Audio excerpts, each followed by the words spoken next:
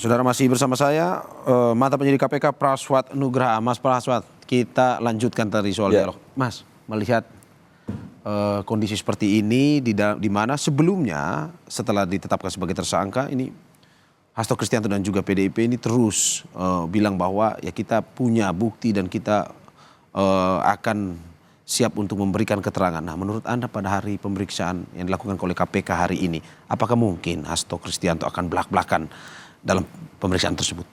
Nah, kita lihat nih, Mas Mario. Ya. Gampang saja mengukur apakah hari ini Pak Hasto belak-belakan menyampaikan alat bukti tambahan, dokumen dan lain sebagaimana disampaikan sebelumnya ya, atau tidak. Ya.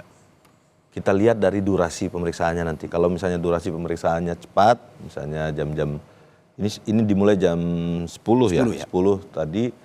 Lalu kemudian nanti biasanya makan siang nanti, tapi tetap di atas makan siangnya di ruangan, sholat, potong, jam 2, jam 3, kalau sudah selesai artinya hari ini KPK tidak ada eksplorasi alat bukti baru, kayak sebagaimana yang disampaikan Pak Hasto akan menyampaikan bukti dokumen, skandal besar, kasus-kasus korupsi big fish, bagaimana yang disampaikan lah, ada dokumen disimpan di Rusia. Dan lain-lain.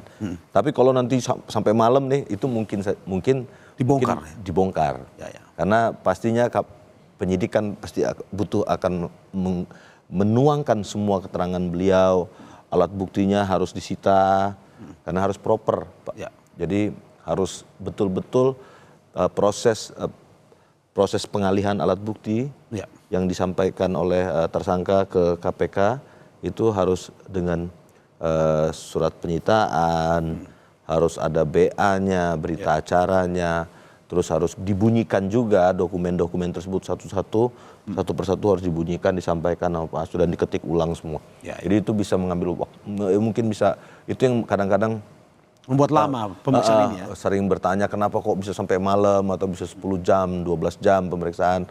Tapi kalau misalnya nanti jam 2, jam 3 selesai, artinya ya sudah selesai. Tidak ada alat Bantahan bukti baru ataupun alat bukti baru ya. Oke. Tapi kalau soal bantah-membantah saya pikir mungkin forumnya nggak di sini kali ya. Penyidik pasti akan main soft nih, Pak Mario. Jadi saya ya tahulah. Kita strategi penyidikan, proses bantah-membantahannya pasti akan adanya di pengadilan.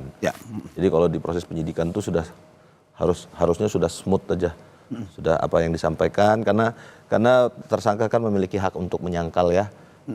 Jadi dia memang kesaksiannya itu tidak masuk di dalam apa ya, dia punya hak untuk menyangkal tapi nggak masalah gitu loh. Oke.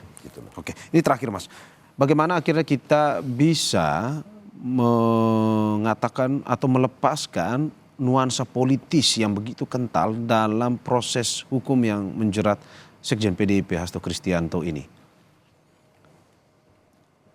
Apa yang harus dilakukan KPK sehingga bisa memutus persepsi orang soal politis itu? Diselesaikan secepatnya, hari ini harus ditahan. Oke, harus ditahan berarti 20 hari penahanan 20 plus 40, lalu selesaikan, limpah ke pengadilan.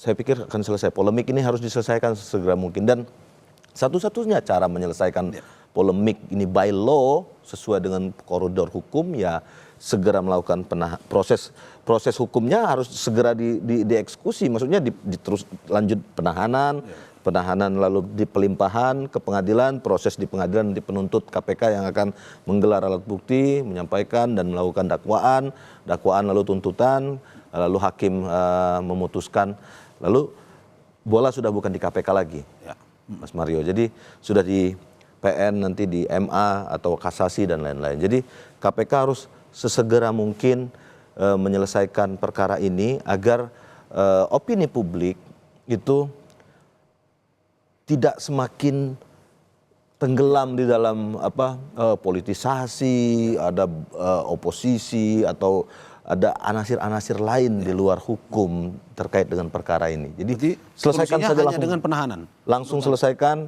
ditahan, limpahkan ke pengadilan, dimulai proses dakwaan, penuntutan, selesai.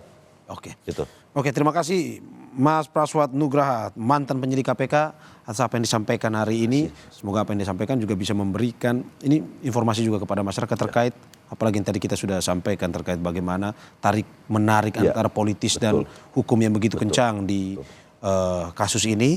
Dan semoga pada akhirnya KPK ataupun juga dari pihak Hasto Kristianto ini dapat hukum yang berkeadilan seperti diharapkan.